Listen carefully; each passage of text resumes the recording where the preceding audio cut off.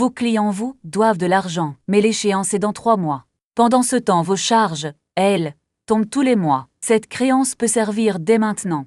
Un délai de paiement de 60 jours, c'est 2 mois de trésorerie immobilisée. Le nantissement de créance consiste à donner en garantie une créance que vous détenez sur un tiers. Il est prévu par l'article 2355 du Code civil. Il peut porter sur une créance existante, sur un ensemble de créances, et même sur des créances futures. Le constituant donne en garantie une créance qu'il détient lui-même sur un tiers, son client ou un acheteur public. 2 conditions font toute la solidité du montage.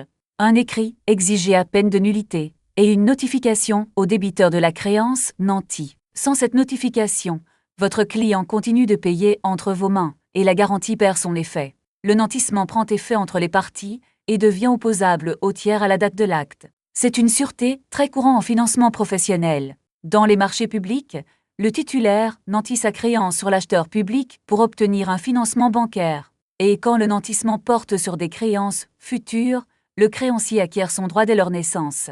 Après notification, votre client ne se libère valablement qu'entre les mains du créancier nanti. Une garantie ne vaut jamais plus que celui qui doit payer. Après notification, les sommes sont versées au créancier nanti et imputées sur sa créance.